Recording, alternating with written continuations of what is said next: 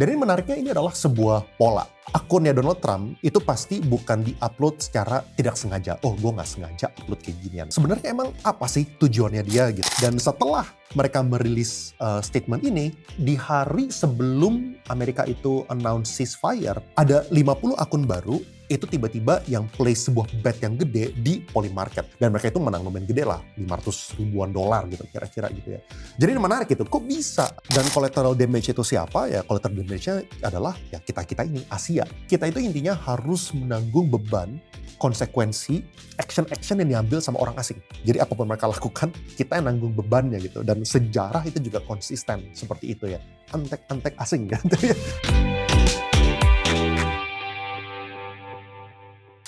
Oh, kemarin Trump sempat posting dirinya jadi Yesus. Itu Trump merasa dirinya Tuhan atau gimana maksudnya kok? Oke, ini emang Trump terus berulah ya, dan kalau misalnya teman-teman nggak ngikutin kronologisnya, nanti gue bakal sedikit sharing konteks. Tapi intinya dia itu emang baru upload foto AI, dirinya itu seolah-olah jadi Tuhan gitu. Ini mungkin gue sedikit sharing konteksnya supaya kalian bisa paham. Ini contoh fotonya gitu. Jadi kalau misalnya kalian lihat, dia itu pakai jubah putih, sabuk merah, tangan diangkat, seakan-akan dia itu lagi nyembuhin orang sakit. Lalu di belakangnya itu ada patung Liberty, tentara, Bald Eagle. Dan kalau misalnya buat teman-teman yang udah pernah visit ke gereja Katolik ya, mungkin kalian udah pernah lihat gambar Yesus yang mirip-mirip kayak gini. Nah, di sini kalian bisa lihat ya, jubah putih, tangan itu terangkat, orang-orang sakit di depannya, ada cahaya yang memancar. Lalu kalau misalkan lihat yang foto di kiri, itu Yesus juga menggunakan sabuk merah gitu. Jadi itu adalah ikonografi yang udah ada ratusan tahun. Dan foto AI-nya Trump ini kalau misalnya kita bandingin kiri dan kanan ya, itu ngambil exact visual language itu. Jubah putih, tangan itu ke arah orang yang sakit, lalu orang itu berlutut di sekitar, lalu ada jubah merah, tapi dia modif dikit-dikit lah. Kalau misalnya fotonya Trump ini, background-nya ya dia pakai patung Liberty dan juga Bald Eagle gitu. Tapi 13 jam kemudian, fotonya itu di take down sama Donald Trump, lalu pas ditanya sama wartawan, dia bilang dia pikir dia tuh lagi kayak dokter gitu. Ya ada kaitannya sama Red Cross lah. Kira-kira dia bilang kayak gitu. Gue lampirin juga videonya. Did you post that picture of yourself depicted as Jesus Christ? Well, it wasn't depicted. It was me. I did post it, and I thought it was me as a doctor, and had to do with Red Cross as a Red Cross worker there, which we support. Jadi gitu ya, dokter, jubah putih, lalu patung Liberty, Bald Eagle, cahaya dari langit, dan dia bilang dia itu dokter. Dan ini menariknya, ini adalah sebuah pola. Kalau misalnya kalian ingat di tahun lalu, dia juga pernah melakukan hal yang mirip-mirip. Tapi kalau misalnya tahun lalu itu, dia merepresentasikan diri sebagai paus, sebagai pope.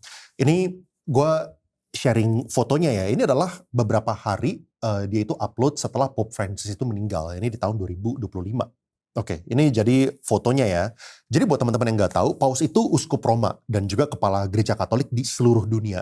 Beliau itu dilihat sebagai bapak spiritual bagi 1,3 miliar umat Katolik gitu. Jadi ini udah 2 out of 2 ya. Kalau misalnya tahun lalu itu adalah Pope, sekarang dia seolah-olah menyamakan diri sebagai Tuhan gitu. Dan kalau misalnya kita perhatikan lagi tanggal uploadnya, ini juga menarik. Soalnya dia itu upload tanggal 12 April tahun 2026. Dan bagi Orthodox Christian, ini adalah tanggal yang signifikan. Kalau misalnya kalian taunya di sini itu adalah Natal, yang sering kalian dengar.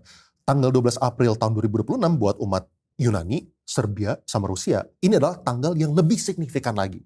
Dan mereka ucapannya itu adalah Christ is risen gitu. Jadi ini sebuah pattern yang udah berulang-ulang terjadi, dan kalau misalnya kita ngomongin 2, ini ada contoh yang ketiga gitu. Gue itu ngikutin Instagramnya White House. Dan kalau misalnya kalian juga ngikutin Instagramnya White House, kalian tahu apa yang terjadi kira-kira seminggu atau kira-kira 2 minggu yang lalu gitu. Mereka itu baru launching sebuah cryptic message. Kalian bayangin, itu lagi di puncak-puncaknya perang Iran lawan Israel dan Amerika. Mereka itu merilis sebuah teaser. Teaser itu kira-kira kayak gini. Jadi hari ini upload roket itu seakan-akan udah mau launching. Asap-asapnya ngebul, lalu udah siap lift off gitu roketnya gitu kan. Lalu abis itu beberapa hari kemudian dia upload lagi. Seakan-akan sekarang lebih banyak lagi weapon-weapon yang mau launching gitu. Dan dia kasih countdown lah, misalnya kayak a few more days to go. 3 hari lagi, gue lupa persisnya kayak gimana, tapi secara prinsip kira-kira kayak gitu. Lalu di hari H-0 gitu kan, waktu udah waktunya, ada sebuah video yang dirilis. Video dirilis itu adalah roket itu lagi launching gitu kan, dan juga cuplikan-cuplikan beberapa hal, misalnya kayak ya itu beberapa video-video, tapi intinya itu adalah sebuah launching aplikasi White House. Jadi aplikasi resminya White House itu udah launch. Kalau misalnya kalian pengen cari, bisa cari di Instagram White House lah, mungkin masih ada di situ gitu ya. Tapi ini tuh udah kelihatan gitu bahwa kalau misalnya di momen-momen cryptic message-nya itu di-upload, itu seakan-akan sebuah threat gitu ya. Soalnya kalian bayangin ini adalah di puncaknya perang Iran versus US Israel gitu. Makanya gue bilang akunnya Donald Trump itu pasti bukan di-upload secara tidak sengaja. Oh, gue nggak sengaja upload kayak ginian gitu. Itu pasti semuanya itu udah well prepared.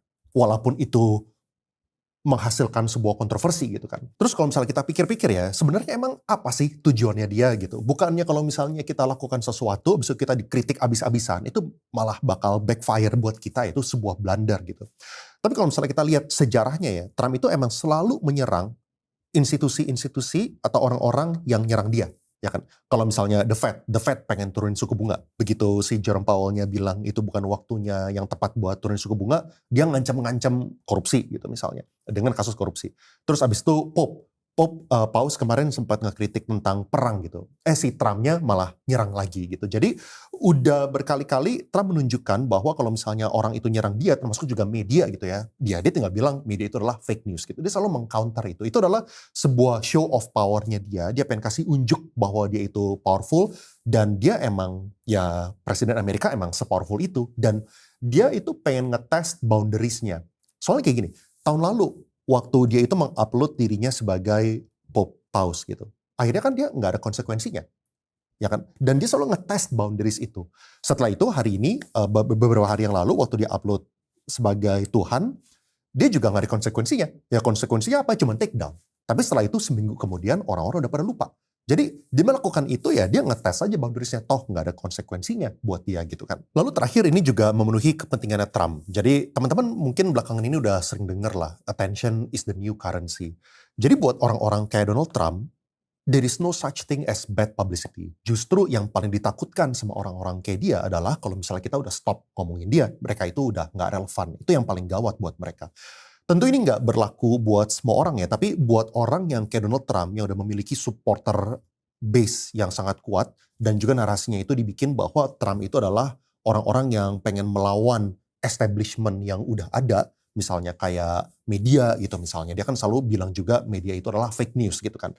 Dan semakin si Trump itu nyerang institusi-institusi ini, mau itu media, mau itu The Fed gitu, semakin si supporternya itu malah tambah suka. Soalnya supporter-supporternya itu ngelihat bahwa si Trump ini merepresentasikan ketidakpuasan mereka terhadap global establishment ini. Dan kalau misalnya kita ngomongin dari teori marketing ya, teori marketing itu ada yang namanya itu adalah share of mind. Share of mind itu kayak pikiran kita terhadap sesuatu yang dilakukan secara gratis gitu, ya kan? Kayak tanpa si Trump itu bayar kita semua udah mikirin dia tuh dengan kontroversi yang dilakukan, dengan dia itu nyerang Iran lah, dia itu nyerang Venezuela lah, ya kan? Dia udah share of mind dia terhadap satu populasi seluruh dunia itu udah ada gitu. Jadi dia percaya bahwa attention itu adalah sebuah hal yang sangat penting buat dia, dan dia berbeda sama kita. Ya orang-orang yang kayak kita mah kalau misalnya kita dikritik sama Paus mungkin kita udah minta maaf gitu kan, sudah sorry gitu. Gimana tanggapan lo sebagai orang Kristen kok? Tentunya gue masih jauh ya sebagai orang Kristen yang ideal gitu. Cuman apa yang gue diajarin sama gereja gue, kita itu harusnya fokus bukan dari apa yang dia ngomongin di publik, apa yang dia kasih unjuk di foto-foto, atau apa yang dia berusaha orang lain itu lihat, tapi kita lihatnya itu dari kehidupan seseorang gitu. Misalnya, kalau misalnya orang itu sering ke gereja, dia ngasih unjuk, dia itu tuh aktif di pelayanan gitu kan, tapi kehidupan itu berantakan, dia itu haus kekuasaan, dia itu korupsi, dia ini tentunya tidak lebih baik dibandingkan orang yang tidak ke gereja, tapi dia itu nggak korupsi, niatnya itu baik gitu kan. Jadi gue itu bukan fokus ke apa yang dia tampilkan, tapi gue fokusnya itu lebih ke orangnya gitu. Dan sebenarnya kalau misalnya kita ngomongin orangnya ya, maunya sih gue gak peduli sama Donald Trump. Maksudnya gue pikirin dia juga gak ada benefit atau impact apapun juga gitu kan. Maunya kayak gitu. Masalahnya fakta di dunia adalah tidak seperti itu. Soalnya apa yang dia lakukan itu tentunya ada impactnya terhadap kita. Ya seminimal-minimalnya di dompetnya kita lah. Ini gue kemarin baru baca artikel di Wall Street Journal ya. Gue mau share ke kalian. Dengan Donald Trump yang se-unpredictable itu, market global itu selalu bereaksi terhadap setiap postnya Donald Trump. Kita bisa lihat ini ya, di tanggal 23 Maret, dia itu tulis, postpone any and all military strikes for a 5-day period. Lalu harga crude oil tiba-tiba turun dari $100 ke $90. Lalu dia ngomong lagi, we are going to hit them extremely hard. Tiba-tiba harga crude oil itu naik dari $10 jadi berapa nih? Sekitar $15, $16, $17 gitu. Lalu tiba-tiba April 7 dia bilang, this will be a double-sided ceasefire. Harga itu turun dari $17 ke 90 sekianan dolar gitu. Jadi apapun yang dia katakan, itu pasti ada impact-nya sama kita. Dan tentu sekarang konsensusnya kita ya adalah Iran sama Israel itu kita harapkan mereka bakal berdamai gitu. Kita harapkan ceasefire ini bakal jadi damai yang berkelanjutan gitu. Tapi kalau misalnya ini sesuai dengan harapan kita pun, impact-nya itu udah long term. Ini kita bisa lihat ya. Harga minyak sebelum perang itu ada di angka sekitar $50-an, $60-an gitu kan. Dan setelah perang, bahkan ini kita ngomongin sampai tahun 2027 ya, konsensusnya ekonom, harga minyak itu masih ada di $75. Ya, jadi dari 50-an itu masih naik jadi 75-an. Bahkan sampai di tahun 2028 masih di angka $70-an juga. Jadi membutuhkan waktu yang lama untuk memulihkan ini. Dan impact-nya itu apa? Impact-nya itu ke inflasi. Inflasinya itu ini kita ngomongin excluding energy cost dan food prices ya, bahkan ya. Itu tuh udah naik ke 2,9% dari 2,6% di bulan Januari gitu. Dan impact-nya ini apa? Impact-nya kalau misalnya inflasi itu tinggi, artinya the Fed itu nggak bisa turunin suku bunga. Dan kalau misalnya the Fed itu nggak bisa turunin suku bunga, artinya BI rate itu juga susah untuk turun. Kalau misalnya BI rate itu susah untuk turun, susah untuk kita itu kasih insentif untuk bisnis-bisnis itu tambah maju, ya kan, supaya biaya bunganya itu lebih rendah, supaya orang itu kalau misalnya mau ambil kredit itu lebih murah, akhirnya sulit untuk ke sana. Jadi impact-nya dia kalau misalnya dia udah ngomong peace pun tetap bakal terasa di sini. Nah, yang paling benefit dari semua ini siapa? Ini rumornya ya. Rumornya adalah orang-orang di circle-nya Donald Trump sendiri yang melakukan insider trading. Jadi White House itu baru merilis sebuah memo. Ini dari White House Management Office sendiri ya. Ini kira-kira itu kayak gini, dia bilang, criminal offense bagi siapapun yang pakai informasi non-publik untuk beli atau jual kontrak. Ya, mereka udah rilis kayak gini nih. Ya, jadi bahwa mereka itu rilis, mereka berarti udah mencium sesuatu dong. Dan setelah mereka merilis statement ini di hari sebelum atau deket-deket lah sebelum Amerika itu announce ceasefire, ada 50 akun baru itu tiba-tiba yang place sebuah bet yang gede di Polymarket. Kalau misalnya teman-teman nggak tahu Polymarket itu apa, Polymarket itu intinya sebuah website untuk betting gitu ya. Jadi lu bisa seolah-olah kayak judi gitu gampangnya ya. Misalnya lu judi si Amerika ini bakal ceasefire atau enggak gitu. Misalnya lu pasang $1.000 kalau misalnya lu bilang bakal ceasefire, atau lu pasang $1.000 kalau misalnya Amerika itu enggak bakal ceasefire. Nah, bisa kita lihat apa yang terjadi. Yang kejadian itu yang bakal menang gitu. Nah, tiba-tiba sebelum si Donald Trump itu announce ceasefire, ada kira-kira 50 akun baru yang play sebuah bet yang gede bahwa Amerika itu bakal announce ceasefire. Dan mereka itu menang lumayan gede lah, $500 ribuan gitu, kira-kira gitu ya. Jadi ini menarik gitu, kok bisa ada orang yang tiba-tiba banyak bikin akun dan play sebuah bet yang besar untuk sesuatu yang kesannya random gitu. Kalau misalnya bukan inner circle-nya menggunakan informasi yang publik, ya siapa gitu. Dan ini kan udah dilakukan berkali-kali kan. Kalau misalnya tahun lalu kalian juga ingat dia sempat bilang bahwa this is a good time to buy to place your bet di S&P 500. Kira-kira kayak gitu. Dan tiba-tiba setelah itu dia ngomong tentang tarif, bahwa tarifnya itu ada good news, S&P 500 itu terbang. Jadi ini sebuah pola yang udah berkali-kali terjadi. Tentu ini kita nggak bisa buktiin ya. Ini kan cuman sebuah pattern-pattern yang kita lihat dari luar, dan kita cuman bisa melihat dari pattern-pattern yang terjadi dan melakukan analisa doang. Kalau gitu, emang apa sih alasan Trump nyerang Iran? Alasan apa dulu nih? Alasan resmi, yang narasi yang dibangun, atau analisa yang kita berusaha mikir apa di belakang tulisan-tulisan media yang mereka tulis gitu kan. Kalau misalnya kita ngomongin alasan resminya, ya Donald Trump bilang ada si Irannya pengen ngebikin nuclear weapon, lalu mereka itu juga bukan negara yang demokrasi, jadi Amerika itu mau menyelamatkan orang-orang di sana. Itu sebuah contoh yang udah terjadi berulang-ulang kali dan pattern-nya sama gitu. Di tahun 2003 itu juga hal yang sama, alasan yang sama digunakan untuk nyerang Irak, yaitu adalah WMD, Weapons of Mass Destruction. Waktu Venezuela juga mirip-mirip gitu ya. Jadi Venezuela itu duduk di cadangan minyak yang sangat besar, tapi negaranya itu bukan demokrasi gitu. Jadi seolah-olah Donald Trump itu pengen datang sebagai penyelamat gitu lah. Jadi itu adalah alasan resminya mereka bahwa Amerika itu pengen datang ke sana buat menyelamatkan untuk memberikan sebuah kestabilan, keselamatan regional gitu kan, supaya negara-negara itu nggak punya weapons of mass destruction. Nah, tapi tentu kalau misalnya kita baca kayak gini, kita jangan kayak anak SD gitu yang cuma ngebaca kayak gini lalu kita percaya gitu bahwa ini tuh supaya perjuangin demokrasi, ini tuh supaya gara-gara ada weapons of mass destruction padahal akhirnya terbukti nggak ada gitu kan. Kita harus baca siapa sih sebenarnya yang diuntungkan dari aksi ini. Soalnya kalau misalnya kita analisa ya, sebelum si Amerika itu nyerang Iran sama Venezuela, siapa sih yang paling benefit dari Iran sama Venezuela? Dan kita harus tarik kayak gini. Di dalam sejarah, superpower dunia itu selalu berubah. Sekarang ya superpower dunia adalah Amerika Serikat. Tapi Amerika Serikat itu baru menjadi superpower itu setelah Perang Dunia Kedua. Sebelum Perang Dunia Kedua, yang menjadi superpower adalah Inggris, Great Britain gitu kan.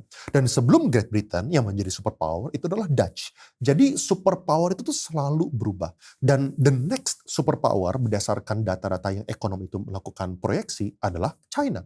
China itu tuh diproyeksikan akan melampaui PDB-nya Amerika. One day gitu ya, dan dalam waktu yang udah nggak terlalu jauh lagi sebenarnya ya.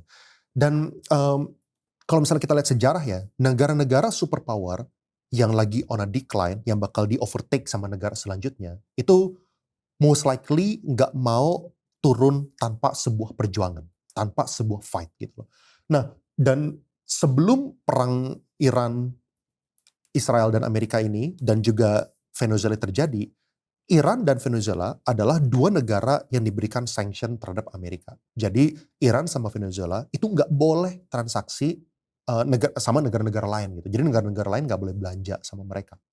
Siapa yang boleh belanja? Yang boleh belanja adalah negara-negara yang nggak peduli tentang sanctions Amerika, yang nggak setuju sama sanctions Amerika, yaitu adalah China. Dan apa yang terjadi kalau misalnya China itu beli minyak dari Venezuela sama dari Iran? Yang terjadi adalah China itu akhirnya bisa beli minyak dengan harga yang jauh lebih murah dibandingkan dengan harga global gitu. Nah, jadi si Iran itu tuh ekspor minyak sekitar 1,8 juta barrel per hari dan mayoritas itu adalah ke China dengan harga sekitar 8-10 dolar per barrel lebih murah dibandingkan kalau misalnya kita negara-negara lainnya misalnya Amerika, Indonesia gitu kan, Thailand itu beli minyak. Dan 8-10 dolar lebih murah kalau misalnya harga minyaknya ini adalah 50 dolar. Itu 20% diskon loh harga minyaknya si China. Otomatis ini adalah sebuah competitive advantage-nya China, competitive edge-nya dia. China itu adalah sebuah negara yang sangat strong di pabriknya dia. Dan kalau misalnya input cost-nya dia itu bisa 20% lebih murah dibandingkan dengan negara lainnya, ya tentu aja jelas dia itu tuh bisa memproduksi barang yang akhirnya lebih murah dibandingkan negara-negara lainnya. Jadi itu jadi competitive advantage-nya China gitu. Dan kalau misalnya secara long term tujuannya Amerika itu nyerang Iran sama Venezuela, misalnya si Iran sama Venezuela itu akhirnya mendapatkan regime change yang menjadi pro Amerika gitu. Kalau misalnya pro Amerika pun emang betul nggak langsung seinstan itu tiba-tiba harga minyaknya China itu naik, soalnya mereka udah memiliki kontrak yang panjang sama Venezuela sama Iran, dan mereka juga udah memiliki infrastruktur yang udah dibangun selama bertahun-tahun. Ya, nggak semudah itu untuk switch langsung. Tapi secara long term, kalau misalnya mereka dua negara ini yang diharapkan sama Amerika itu adalah ngerubah regimenya jadi pro Amerika dan mereka udah berhasil di Venezuela, ini pasti sebuah bad news untuk China. Jadi ini kelihatan gitu alasannya itu apa. Ini menurut analisa gua ini bukan tentang dia itu pro demokrasi lah, dia itu adalah negara yang pengen memberikan keamanan secara global. Ini semuanya tentang kepentingan siapa, ini tentang siapa lawannya. Lawannya China ya kalau misalnya dia nyerang, ini adalah menjadi disadvantage terhadap China gitu. Dan collateral damage itu siapa? Ya collateral damage-nya adalah ya kita-kita ini, Asia gitu ya. Selat Hormuz itu kan merepresentasikan sekitar 20%. Itu jalur minyak bakal lewat situ gitu ya. Dan kalau misalnya dulu sebelum perang, 130 kapal per hari itu lewat sana. Setelah perang, itu rata-rata sekitar 9 kapal. Dan buat di Asia ya, buat di China, buat di Thailand, buat di Indonesia, mereka itu tuh merepresentasikan sekitar 60-80% minyak kita. Itu tuh lewat situ gitu. Jadi itu tuh bikin gua teringat-ingat terhadap kata-kata Pak Prabowo. Pak Prabowo kan suka ngomong antek-antek asing gitu kan. Walaupun konteksnya emang sedikit berbeda ya. Tapi kita itu intinya harus menanggung beban konsekuensi yang action-action yang diambil sama orang asing. Jadi apapun mereka lakukan, kita yang nanggung bebannya gitu. Dan sejarah itu juga konsisten seperti itu ya. Antek-antek asing gitu ya. Mereka yang lakukan, kita yang nanggung bebannya gitu. Maksudnya sejarah konsisten dengan itu gimana kok? BBM kita kan terus disubsidi. Gak ada impact dong terhadap bensin kita. Iya, kalau misalnya kita ngomongin ngisi bensin, ya emang kita nggak ada impact. Tapi impactnya itu bakal terjadi di hal-hal lain. Ini gue sharing 3 aja ya. Yang pertama kayak gini, kalau misalnya kita ngomongin subsidi. Subsidi itu kan juga datang dari APBN. APBN itu datang dari uang pajak kita. Jadi in one way or another, itu pasti kita yang bayar. Soalnya ini kan menjadi opportunity cost juga. Kalau misalnya kita uangnya itu nggak digunakan untuk subsidi BBM, ini kan bisa dialihkan ke yang lain. Bisa buat naikin gaji guru, bisa dipakai buat membangun infrastruktur gitu kan. Lalu minyak naik, sama dengan current accounts deficit Indonesia itu naik, sama dengan rupiah itu melemah, sama dengan harga barang impor itu naik gitu kan. Dan jadi ini tuh bukannya langsung impact terhadap kita waktu kita isi bensin aja, tapi terhadap inflasi kita juga. Lalu kalau misalnya kalian yang pegang porto di apapun gitu ya, ini gue ngomongin obligasi kemarin sempat turun ya kan. Lalu saham, kripto, saham US gitu, itu semua juga bakal terkoreksi. Jadi tetap pasti bakal ada impact terhadap kita in one way or another, dan belum tentu waktu kita ngisi bensin doang. Jadi antek-antek asing ini tidak akan pernah memikirkan kepentingan kita. Makanya slogan bahwa kita itu harus bisa berdiri di atas kaki sendiri, itu menurut gue bukan sebuah slogan ya, tapi itu adalah sebuah survival. Bahwa kita itu harus swasembada energi, bahwa kita itu adalah harus swasembada pangan. Ini sebenarnya sangat-sangat penting. Soalnya di sejarah udah membuktikan bahwa kekuatan besar tidak akan pernah memikirkan kepentingan kita. Ini true waktu di abad 17, waktu zaman VOC, di mana rempah-rempah yang terbaik itu ada di Indonesia, tapi yang kaya itu siapa? Yang kaya itu adalah orang-orang Belanda, balik lagi uangnya itu ke Amsterdam, duitnya itu cuma lewat doang gitu kan. Atau waktu di tahun 1998. Waktu krisis tahun 1998, Indonesia itu minta bantuan sama IMF. Lalu IMF itu ngasih beberapa syarat. Misalnya 3 syaratnya itu ya. Yang pertama, harus pangkas subsidi BBM. Lalu harus naikin suku bunga untuk defend rupiah. Lalu harus privatisasi BUMN. Ini adalah sebuah solusi yang secara teori itu baik untuk negara-negara yang ekonomi itu lagi booming. Tapi buat negara yang ekonomi itu lagi krisis, ini sebuah advice atau sebuah tuntutan yang aneh gitu. Misalnya, ini lagi krisis, habis itu lu suruh pangkas BBM gitu. Ya orang makin sulit dong, daya belinya makin gak ada gitu kan. Lalu lu suruh naikin suku bunga untuk defend rupiah. Ya bisnis-bisnis yang namanya lagi krisis malah tambah nggak bisa bayar lagi. Malah tambah banyak pengusaha yang nggak bisa bayar bunga gitu kan. Dan yang terjadi adalah ya akhirnya antek-antek asing ini lagi yang diuntungkan. Yang diuntungkan itu siapa?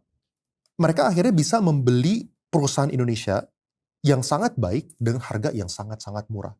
Ini gue sharing sebuah contoh ya, ini bank tercinta kita semua, yaitu Bank BCA. Aset Indonesia itu dijual sangat murah ya. Ini artikelnya bahkan udah super lama, ini tahun 2002 ya. Bahwa Farallon itu beli 51% BCA di tahun 2002 seharga 531 juta. Soalnya tadi kan ada dorongan untuk divestasi. Soalnya kan saat itu BCA baru di bail out sama BLBI, jadi pemerintah itu memiliki 51% BCA. Padahal itu adalah waktu yang terburuk buat jualan. Di saat investor-investor asing itu lagi takut untuk investasi di Indonesia gitu kan. Lalu 4 tahun kemudian, kita bisa lihat di sini bahwa tahun 2006 mereka itu exit dengan angka yang udah lebih dari $1 miliar. Ya, jadi roughly kira-kira itu 2 kali lipat dalam waktu 3 sampai 4 tahun. Jadi BCA itu diselamatkan pakai uang rakyat, dibeli murah sama hedge fund Amerika, lalu dijual dengan profit yang berkali-kali lipat. Jadi sejarah itu selalu mengulang. Kalau misalnya kita adalah negara yang dianggap lemah, kita tuh pasti diinjak-injak. Dan kalau misalnya itu adalah negara yang kuat, Amerika itu nggak bakal berani. Kita ngomongin mengenai petrodollar deh, ini tahun 2000 ya. Ini konsepnya sedikit kalau misalnya teman-teman nggak tahu petrodollar. Intinya kalau misalnya petrodollar itu adalah minyak itu harus diperdagangkan pakai US dollar. Sehingga semua negara itu jadinya butuh US dollar untuk transaksi. Sehingga demand untuk US dollar itu menguat dan itu jadi memenuhi kepentingannya Amerika lah. Jadi dolar mereka itu tambah kuat sebagai the world's reserve currency gitu kan. Nah, yang terjadi adalah di tahun 2000, Saddam Hussein itu pengen pindahin. Mereka bilang mereka pengen beli minyak itu pakai euro di tahun 2000. Lalu tahun 2003, Amerika itu invasi mereka. Lalu Libya, Gaddafi, itu juga hal yang mirip gitu. Dia itu pengen pengen switching untuk transaksi minyak menggunakan mata uang emasnya Afrika. Lalu kita juga tahu sejarahnya apa yang terjadi dengan Gaddafi di Libya. Tapi kalau misalnya kita kasih contoh negara-negara yang relatif quote-unquote kuat, apa yang terjadi? Misalnya, belakangan ini beberapa negara-negara yang kuat itu udah mulai kehilangan kepercayaan terhadap US dollar. Ya mereka lihat US dollar Amerika itu mulai melakukan hal-hal yang tidak bisa diprediksi lagi dan mereka mulai switching. Mereka punya mata uang reserve itu ke emas. Jadi dulunya itu favoritnya semua orang dan negara itu adalah US dollar, sekarang itu pergi ke emas. Itu juga menjadi alasan kenapa emas itu sampai rally gila-gilaan belakangan ini kan setahun yang lalu itu naiknya sampai 40%. Tapi apa yang dilakukan sama Amerika terhadap mereka? Ya nggak bisa ngapa-ngapain. Rusia itu punya nuklir, China mereka tergantung dari ekonominya gitu. Mereka juga perlu transaksi sama mereka. Mereka banyak impor dari China gitu kan. Jadi otomatis mereka nggak mungkin bisa nyerang dari secara PDB, secara militer pun China juga negara yang sangat-sangat kuat. Jadi pelajaran itu adalah kita itu penting sekali untuk kita bisa berdiri sendiri dan kita itu tidak diinjak-injak sama antek-antek asing. Apa harapan lo kok supaya Indonesia bisa melawan antek-antek asing? Sebenarnya checklistnya Indonesia itu banyak loh. Kita itu memiliki SDM yang murah, kita memiliki SDA yang luar biasa, dan kita memiliki pasar domestik yang besar, dan kita juga bisa berteman dengan dua sisi, dengan China maupun dengan US. Dan di belakangan ini, perusahaan-perusahaan global itu lagi berusaha untuk diversifikasi dari China. Jadi kesempatan ini tuh sebenarnya jarang terjadi kalau misalnya kita ngomongin 10 tahun terakhir. Tapi PR kita itu juga gede. Ya kan, birokrasi yang berlapis-lapis, perizinan itu kalau misalnya kita apply itu lamanya bukan main. Lalu juga ada premanisme. Ini adalah sebuah hal-hal konsep yang tidak dipahami oleh investor-investor yang lokal aja nggak ngerti, boro-boro yang asing gitu. Kalau misalnya Apple sampai investasi di Indonesia, mereka nggak ngerti apa itu definisi dari preman minta THR gitu. Ya kan, jadi yang mereka minta ya hal-hal yang basic. Mereka minta kepastian hukum, mereka minta uang mereka itu kalau misalnya mereka udah investasiin itu aman, ya kan, negaranya itu stabil dan juga efisien. Dan kalau misalnya kita tidak bisa memberikan itu, perusahaan-perusahaan otomatis bakal pergi ke negara-negara alternatif, misalnya Thailand maupun Vietnam gitu. Jadi kalau misalnya kita lihat dari sejarah, intinya negara-negara yang kuat itu selalu tidak pernah memikirkan kita. Kita harus bisa berdiri sendiri, kita harus bisa swasembada energi, kita harus bisa swasembada pangan, dan kita ekonomi itu harus kuat. Dan satu-satunya cara, kalau misalnya kita belajar dari sejarah abad 17 sampai sekarang, ya kita harus jadi negara yang kuat dan bisa berdiri sendiri gitu. Dan makanya PR untuk Pak Prabowo ya masih banyak lah. Ya kan, supaya bisa ngurangin korupsi, reduce birokrasi, memberikan kepastian hukum. Ini adalah hal-hal yang kita harapkan beliau bisa penuhi. Ya. Itu aja untuk hari ini, kita bakal ngobrol lagi di sesi-sesi berikutnya. Thank you so much guys, and I will see you guys in the next video.